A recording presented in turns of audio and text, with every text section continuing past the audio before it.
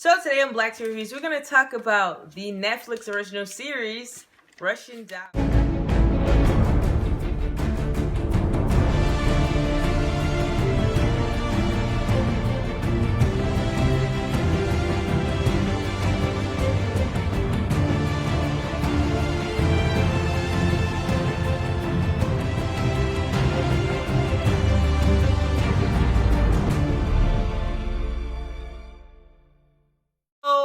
Russian Doll is about this 36-year-old middle-aged woman who is at a birthday party in New York City. Her friends are throwing her a birthday party. She's not really fond of life. She decides to randomly go off and have sex with this guy who's this professor. And she suddenly ends up run over by a car and she dies.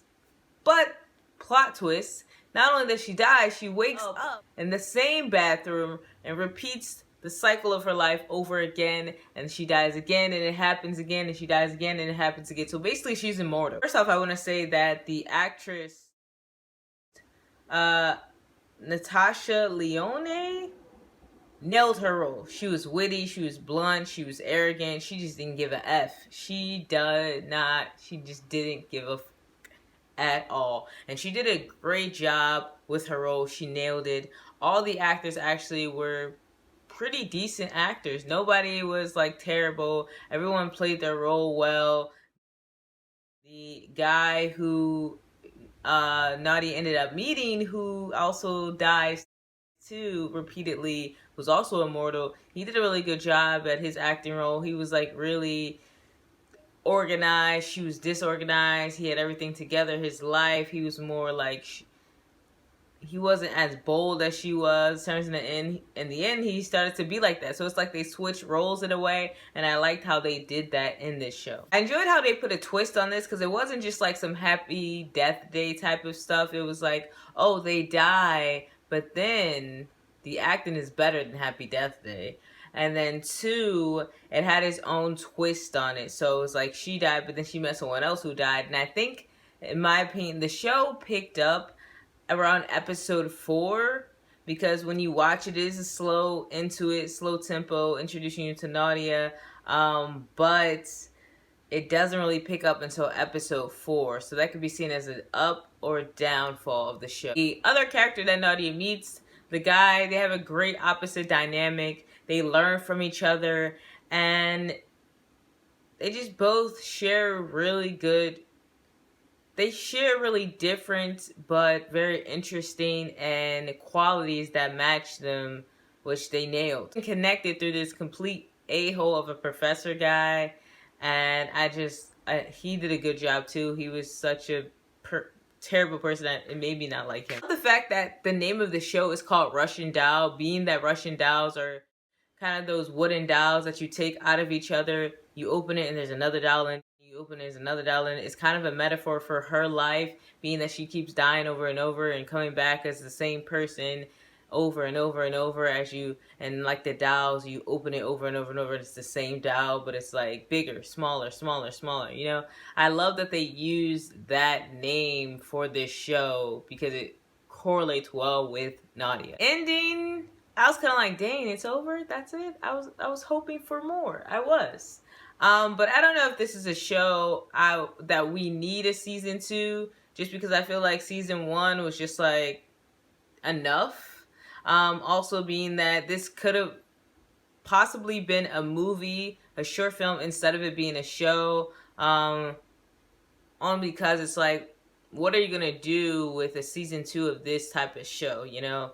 It's very creative, and maybe they could put a spin on something, but I feel like if they add something else to it for season 2, it would just kind of be ruining it, almost, and maybe overdoing and dragging it out. It's overall one of those easygoing type of shows. It's not like one of those crazy horror shows, one of those scientific or philosophical shows, or like psychological thriller shows. It's not one of those animated shows. It's just one of those regular shows for probably people who are mainly this age. I don't know if this is something I would personally want to rewatch over or watch a season 2 of, even though it wasn't bad, it's just not something I feel like I would want to rewatch. Yeah, but it's okay. The acting was fine. The detail that they used with the gun, the handle gun, on the door, her pipe thing being a gun, and a gun you kill and you die, and it could represent maybe her killing herself, suicidal over and over, her death over and over. Homeless guy, and how her and the other character have that connection with the homeless guy. He's kind of the glue between Nadia and the other character whose name I don't know, and everyone else in a way. And he definitely was an important character who you wouldn't expect to be an important character. And even the play on addressing trauma and mental illnesses such as depression, including the many ways of how you can die in life, was really clever. It was really different how they did this. This show was a very different type of show, which is something I did appreciate. In the beginning, I felt like it was dragged out because it took so long until like episode 4 for something to actually happen. Even though this show, the episodes were short and quick and sweet, I had said it could have been a short film because of the fact of how it was created and dragged out and portrayed. In the beginning, there wasn't much happening, and also we didn't really learn anything about Nadia until Nadia's past, until the second to last episode, and I was kind of like, maybe they should have taken that and broken it down into the episodes, because not much happened in the beginning. They should have took what happened in that second to last episode with her mom and broken it down throughout each of the episodes, instead of waiting to the last very end and then making a whole episode about that. And so I don't know if we could have learned that maybe sooner. Maybe that would have helped it a little bit.